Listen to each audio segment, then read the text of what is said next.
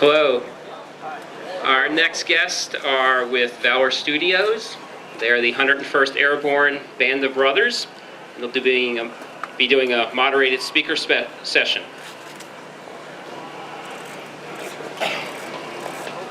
Okay, yeah, no, this is great. My name's Adam Makis. I work for the Valor Studios company. We publish military artwork. We also do a magazine that was called Ghost Wings up until now. We've changed the name. It's now Valor Magazine. We've been fortunate to have been coming to this air show for many years. Russ Strine has been very good to us. The Mid-Atlantic Air Museum has been very good. And it's our pleasure to bring to you three speakers who are in great demand. In fact, some of these gentlemen, Buck Compton and Don Malarkey were just in Germany last week. Forrest Guth was over. Closer? Louder. Forrest Guth was down in Charleston, South Carolina. So they're very special guys, in demand. But at the same time, I know they're really thrilled to talk to you today. So I'd like to introduce, I'll just read off their names, just tell you briefly about them. And then we're going to talk a little bit about the various campaigns they served in as members of the Band of Brothers, better known as Easy Company of the 506th Parachute Infantry Regiment, 101st Airborne. So first, if we could introduce our panelists today. We'll start on the end. Mr. Forrest Guth from Fogelsville, Pennsylvania.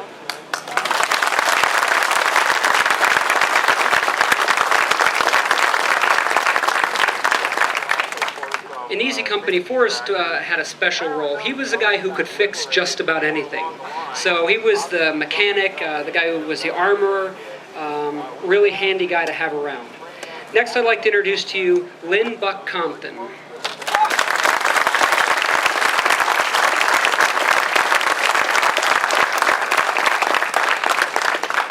Now, Buck is originally from Los Angeles. He came here to be with you from Seattle, Washington, so one long plane flight there.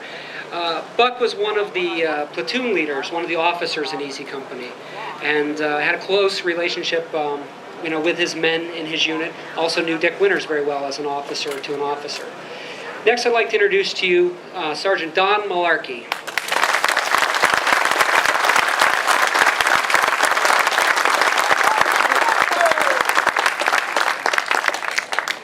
Don is originally from Astoria, Oregon, and today he lives in Portland, so he too had to traverse the country to be with us. Don was one of the mortarmen in Easy Company, rose to the rank of tech sergeant, and was there the whole way, Normandy all the way to the Eagle's Nest. So hopefully they'll be able to share some good stories with you. What we're going to do is start with the earliest component of their military experience, their training in Toccoa, Georgia for Don and Forrest. So I'll ask them to speak a little bit about their memories of Captain Sobel, their training at Toccoa, and then we'll go right to D-Day. Gentlemen, would you mind telling us some stories about your time at Toccoa? All right. Toccoa is pretty well displayed in Band of Brothers, and along with it, of course, is Captain Herbert Sobel.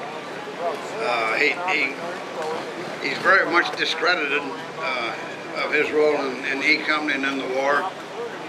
He was a very stern type of officer. He didn't have a lot of brains when it came to running men around, but he did everything we did. And when you had to run Currahee Mountain, why, he would run it. When you're out on a forced march in the middle of the night, why, he would do that. So he was a very, very outstanding officer when it came to putting a group of guys in war training and molding them together to have a common objective, which was most of them to hate him. He may have, in my opinion, he was mistreated as far as the series was concerned. He's responsible for E Company being what it was, and they don't like to give him that much credit for that. But I will salute him for that purpose. But he just made a decision to tackle the wrong guy, and when he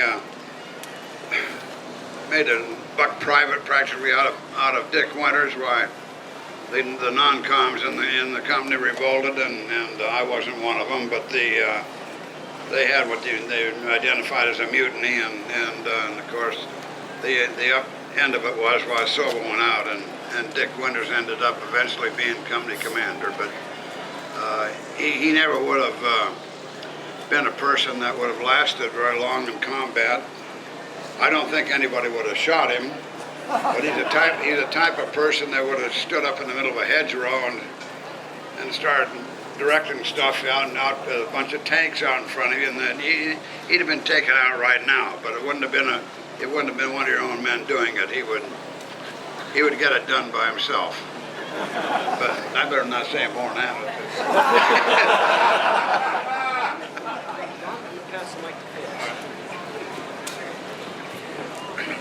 I'm Forrest Guth, and I'm the only Dutchman in this group. I grew up in Vogelsville, and the reason we joined up, I have two other, Carl Fenstermaker and Roderick Stroll, and they were both members of B Company, all of us, and we stayed in all the way through. But Toccoa was tough. We had a tough commander, Sobel, who I consider a good man, because he's the one that, we were tough, we were durable, he's the one that made us that way. But we ran up and down that hill. It was 3 miles up and 3 miles down, uphill both ways. But it was good training, tough training. Lots of marches, lots of runs, and it taught us how to be good soldiers, I guess. If we were good, it was due to that training we got there, that basic training. From there we went to our jump school where we got our wings. We'll get to that later, I guess. Actually, we're going to skip the jump school part, and we're going to go right to what some people consider the most interesting stuff, the D-Day invasion. Now, Buck Compton joined Easy Company as an officer over in England, so he wasn't at Toccoa and can't speak to that experience. But let's talk now, gentlemen, about the night of nights, June 5th into June 6th, the D-Day invasion. Could you share some memories of either the flight over or the actual jump?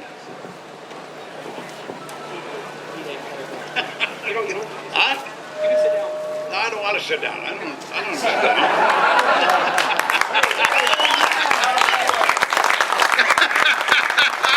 I don't talk very good unless it's coming right from my ankles.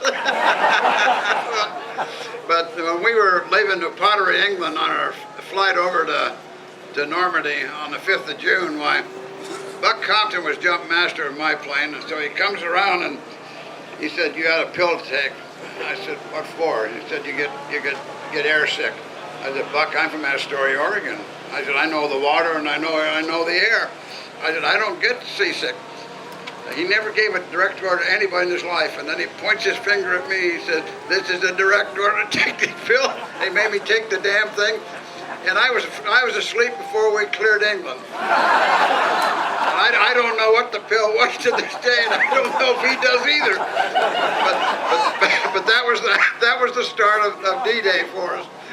I didn't wake up until we were crossing underneath the Guernsey and Jersey Islands, and then they yelled that there was some firing coming up out of those islands. I don't know if there was or not, but anyway, I woke up from then on, and as we neared St. Marie-Église, why, of course, it was easy to tell where you're heading into. And anyway, so Buck and I and Bill Garnier and Joe Toy were the first three out of our plane, and three of us ended up together, but we lost Buck along the way. He had a British airbag with all his gear, and he lost it. But we all met at Brecourt eventually, not all of us, but there were 12 of us. But anyway, we had a tough time and a tough day, but we were ready to do it, and very, very proud to do it, and I'm proud to this day for every minute that I served in the American Army.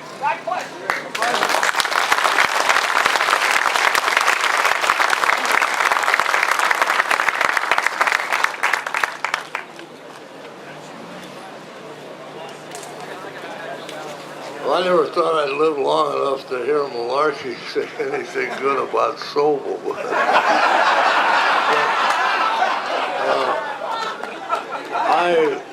I joined him in December of '43 in Alton, about 6 months before the D-Day. By that time, Sobel was gone, so I never met the man.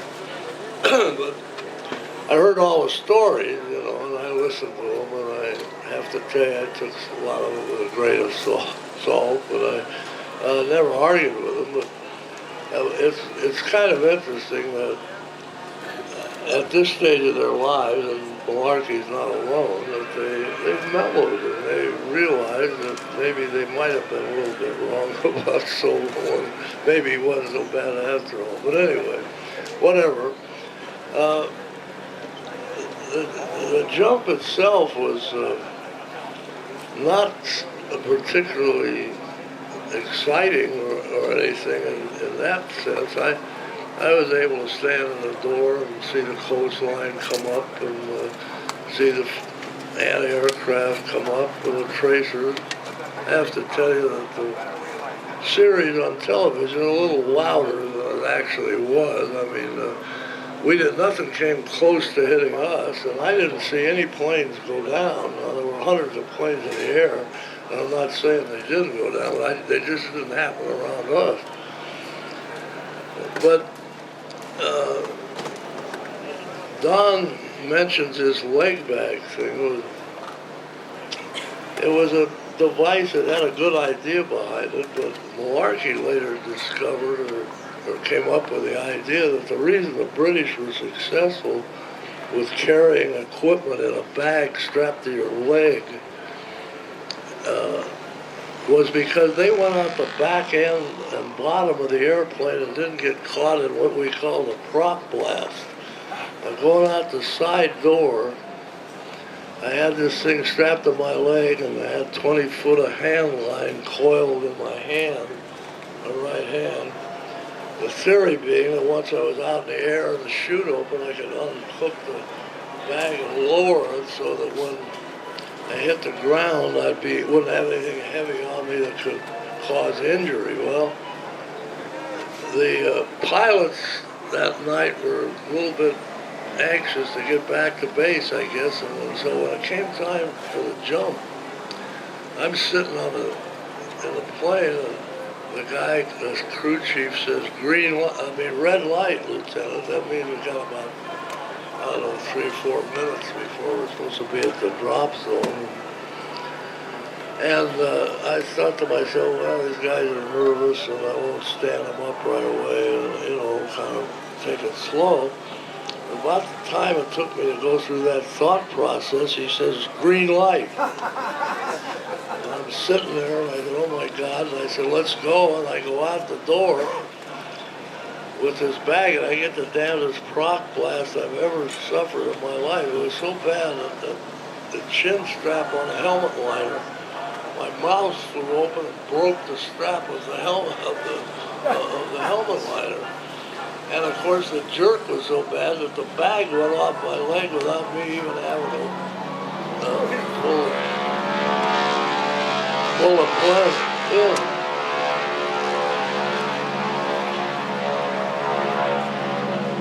I don't know if that's editorial comment or but anyway. So anyway, the point was that I couldn't hold the bag. I lost the bag, and when I landed in Normandy, I had a trench knife on my web belt and a canteen, and a couple of the old D-bars, they used to call them, a D-ration, concentrated chocolate, which was supposed to be the last resort for a ration. And that's it. And the first guy I see that drifts down and lands within 50 yards of me is a guy from the 82nd Airborne. He's not only not with my company or my platoon, he isn't even from the same division. And it was sort of like a Chinese fire drill that night. We were running around looking for one another. We finally gathered in little groups and moved along toward what we thought was the direction of the objective of the mission. And I can't remember a hell of a lot that happened during the night, except the Germans surrendered to us, and we didn't have any place to put them, so we just had them walk along with us. But anyway, the next morning when I came in contact with these guys in Winters and so on at Breakcore Manor, was really when the invasion started, as far as I was concerned. I don't know what else. Okay, great. Now, okay, D-Day was tough. Lots of anti-aircraft fires. We crossed the coast into France, and the pilots were new, just like we. We never had been to combat. They had never hauled any paratroopers to combat. So they got excited and took off in all directions, and most of us did not land where we were supposed to. We landed about 3 miles from where we were supposed to be, little town of Raveneville. It's about 3 miles from where we were supposed to have been. It was in the 82nd zone. Landed in a nice soft meadow. Some places softer than others. There's lots of cows in here. And came across Walter Gordon first, and then Talbert, and then another guy came wandering up, and we didn't recognize him. And you had a cricket. D-Day morning, if you wanted to find out who was out there, you clicked the cricket once, and they were supposed to answer it twice. Well, this fellow, George, from Georgia, Eubanks, lost his cricket, and we all had a password. He forgot the password. So he was a little in danger for a while, but we recognized him and he came up. Then we spent the first night heading toward the east to go to our mission, and we ended up finding a bunch of 82nd fellows at an old German barracks. We teamed up with them and did our little job. Our job was to get the guns that were shooting on the shore and get the roads and bridges that were coming up off the shore so our troops could land the next day. So we stayed with them for a couple of days, and we finally caught up with our company on the 4th day.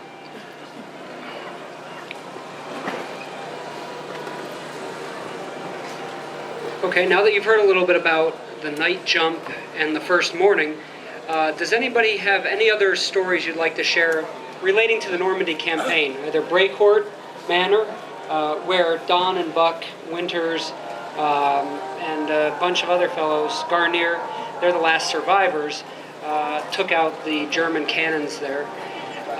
Also, maybe the Battle of Carentan you'd like to speak to.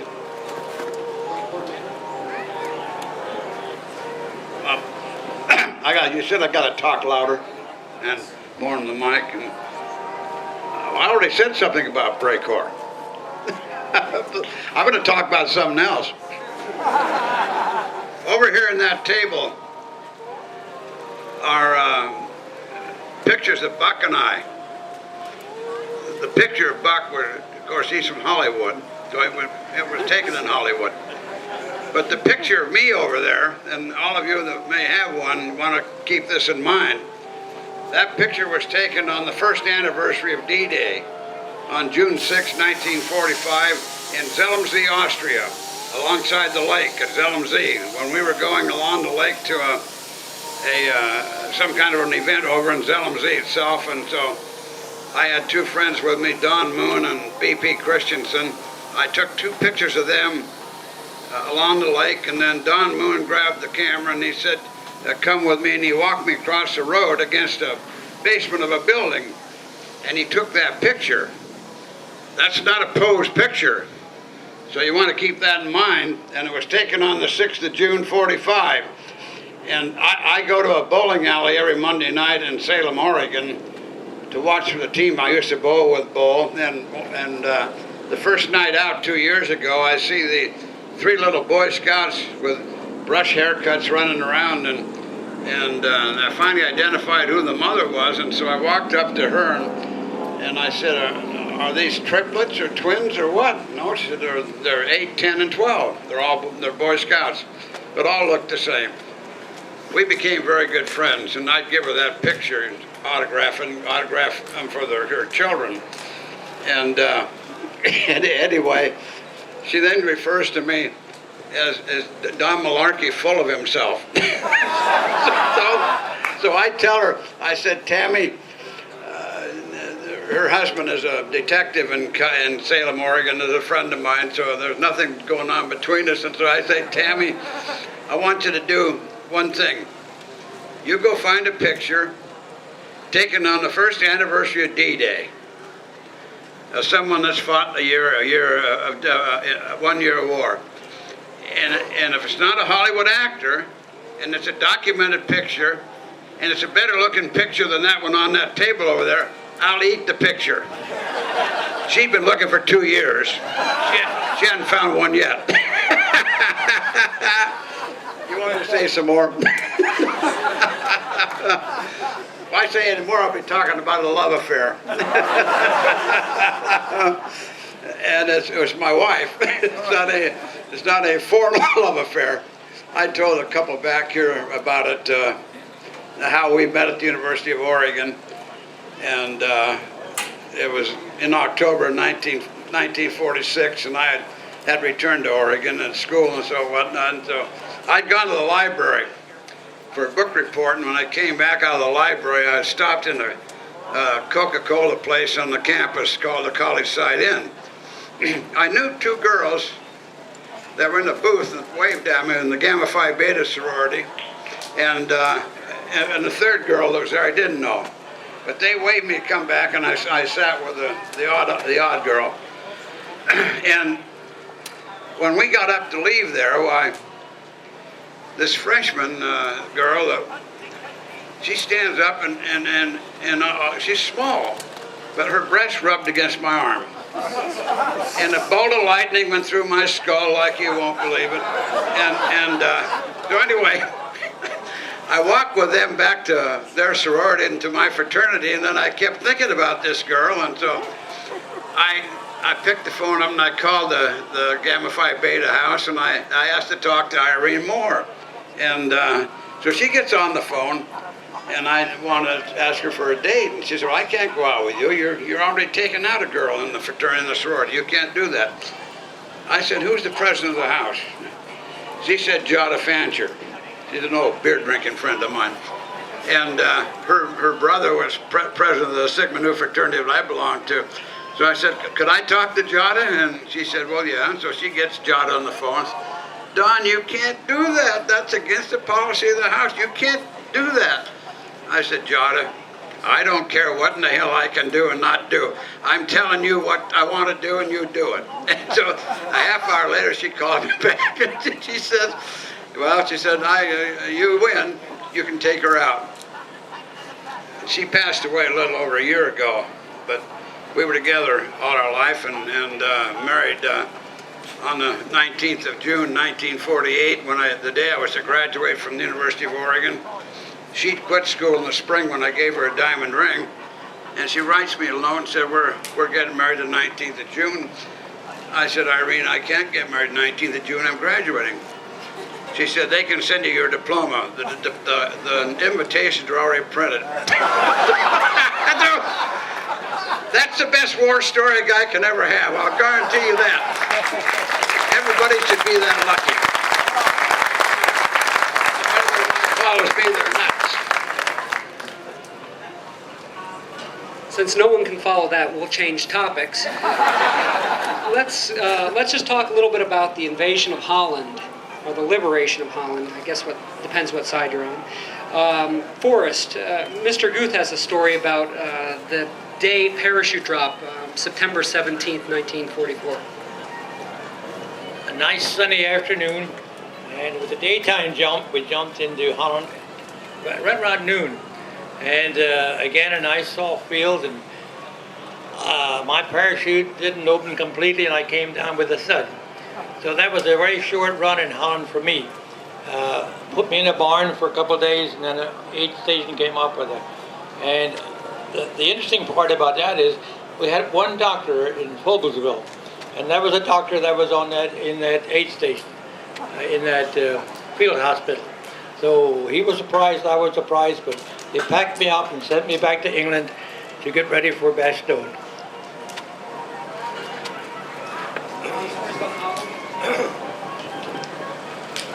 Well, before I talk about Holland, I want to mention one thing about Forrest here.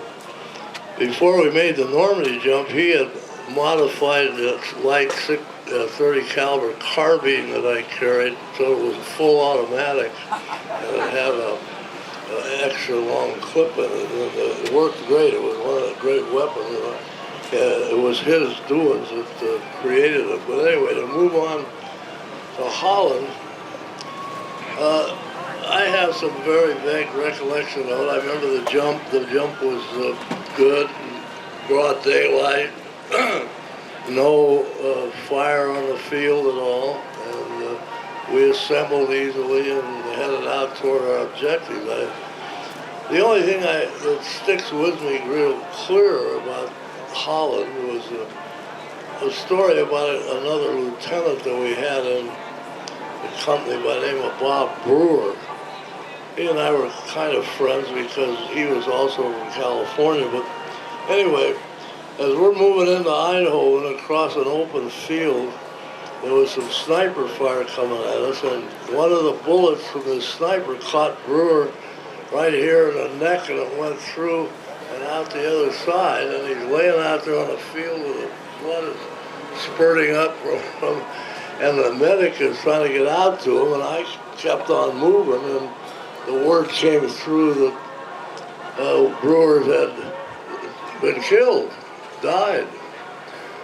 So later on I got hit with a flesh wound in the butt, which most of you know that if you read the book, and no big deal, except when I got back to the first American military hospital was in Oxford, England, and they wheeled me in on this ward, and here sits Brewer in a bed with a little scab here and a little scab here, reading a book.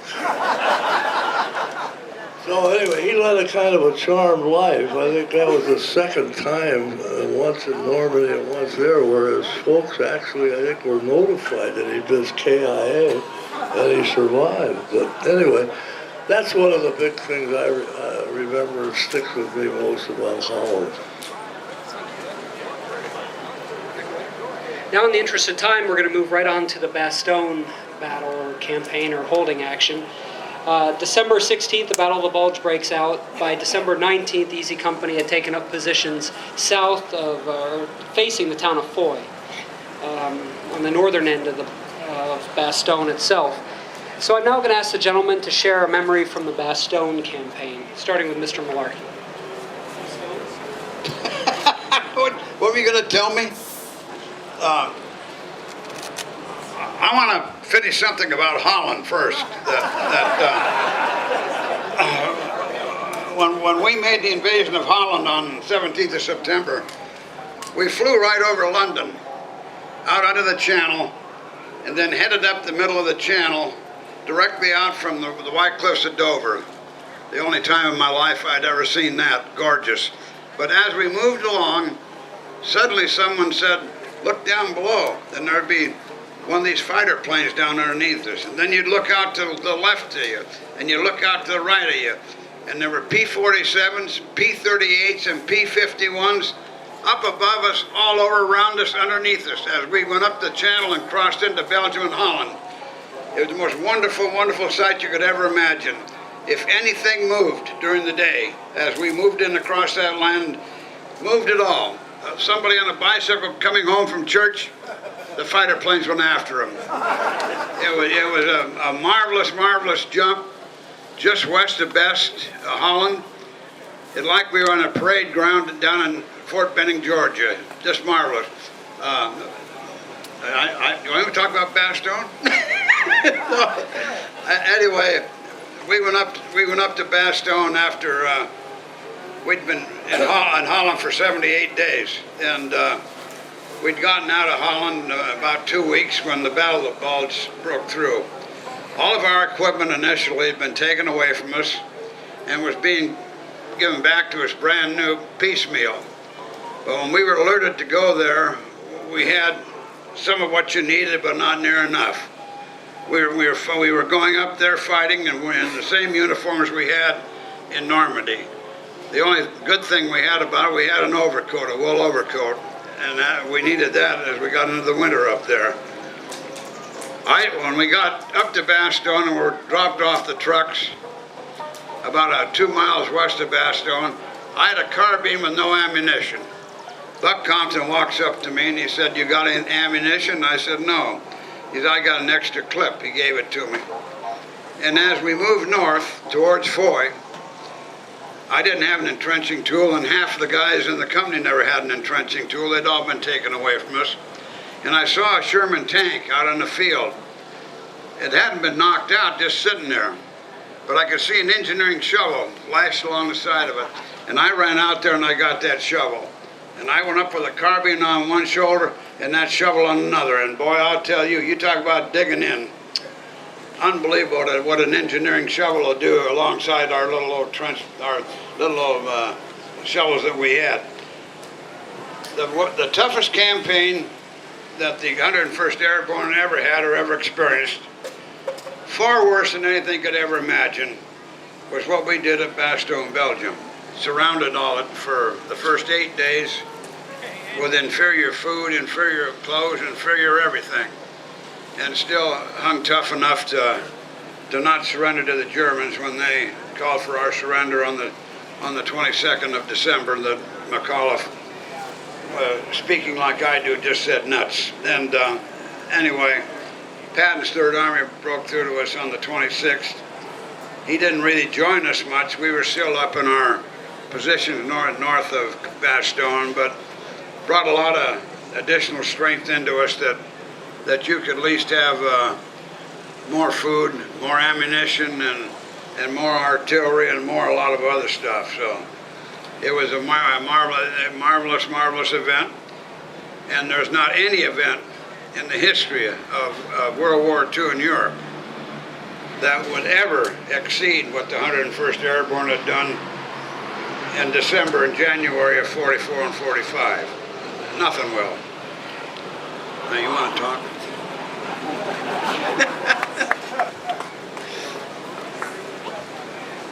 Any stories to share?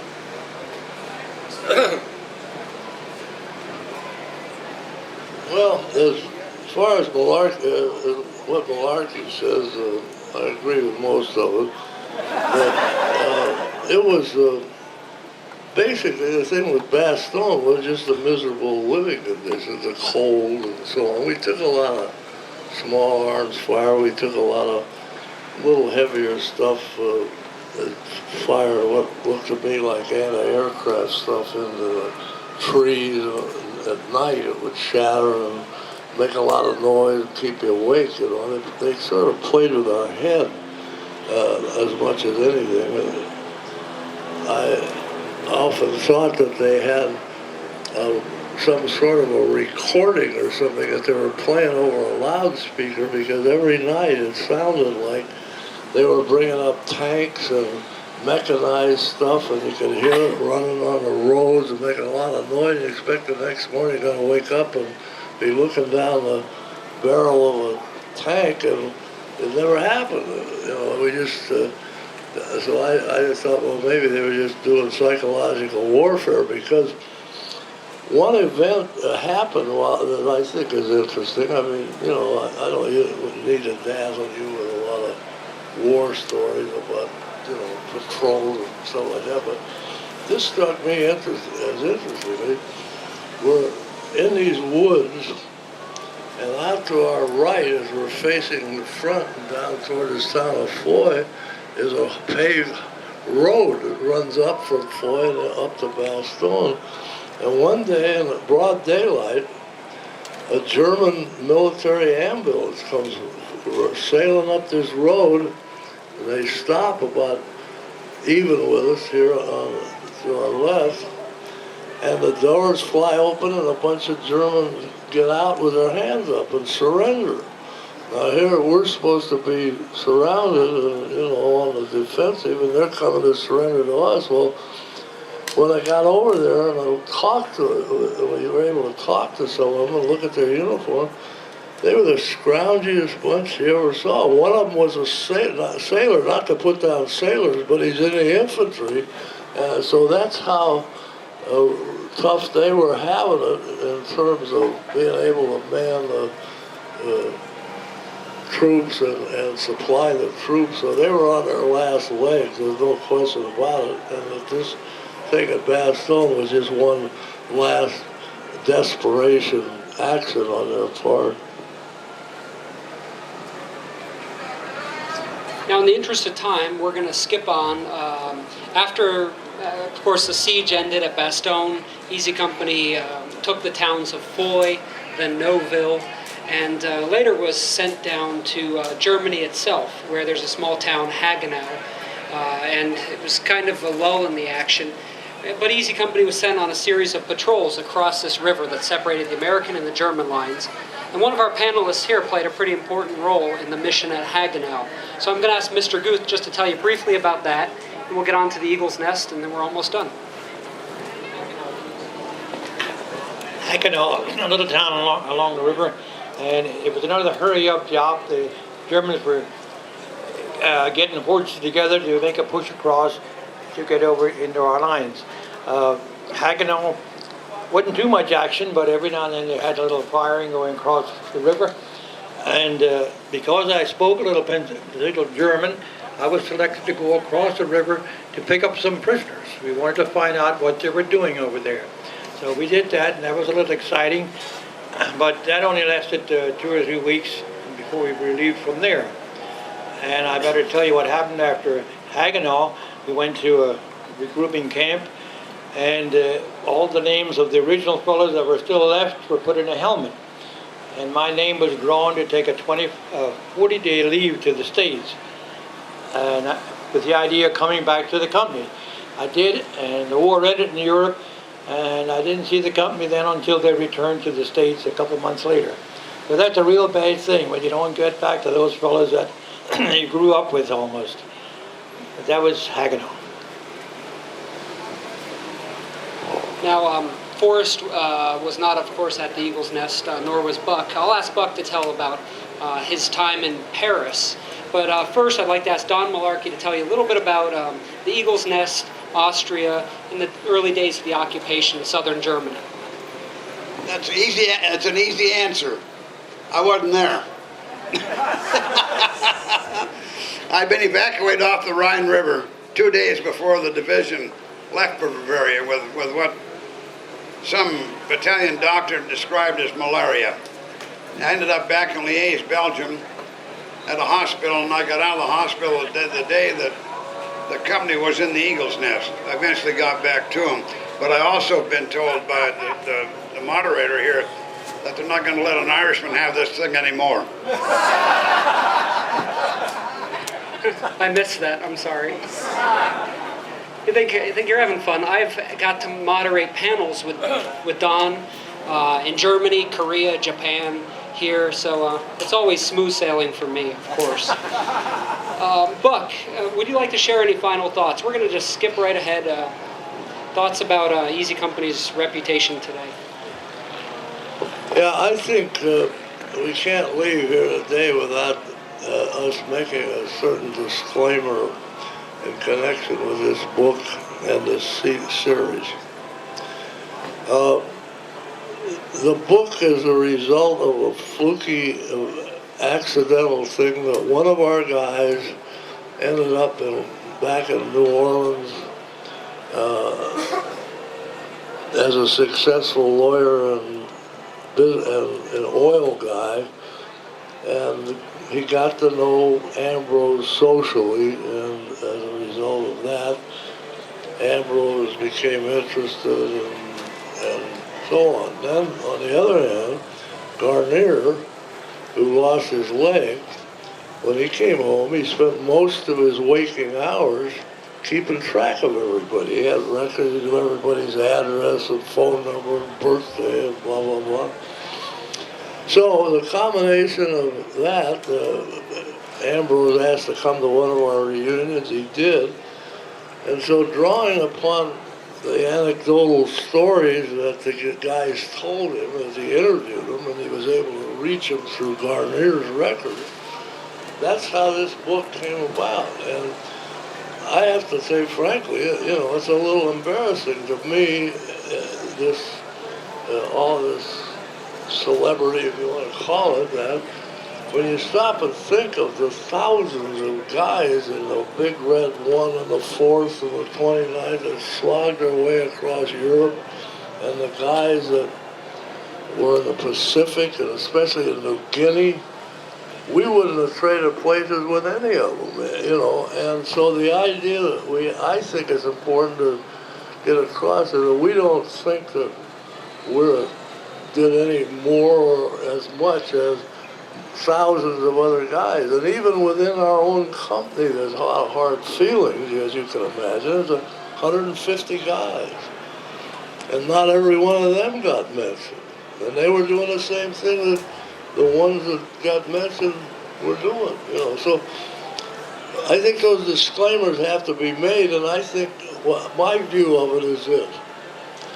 We have been granted a certain amount of celebrity as a result of this book and this series, that it's our obligation to make use of it for the good of the Army, the military establishment, the country, help the recruiting process, help do all of the things that we can do with whatever credibility we have. And I know Don does this, and I do it, and sure Forrest, we go to a lot of places, from Boy Scout meetings to high school history classes,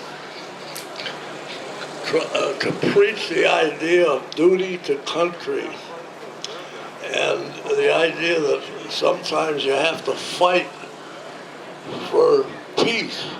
Peace can be very cheap. You can buy that with surrender and on the other guy's terms. But peace sometimes you have to fight for. And right now we're fighting for a desperate survival. These soldiers need all our help and our support. And so we try to contribute our time to counter what I consider to be the treasonous activity coming out of the mouths of some of those politicians in Washington who, with these kids that are out there fighting, they're telling them, if you just hang on and fight long enough, we'll pull out and let you have the ground. To me, that's treason. And so we use our notoriety, whatever you want to call it, for that, to try to counter that in every place that we get a chance to go and talk, and we hope we've done the same thing here today. Thank you.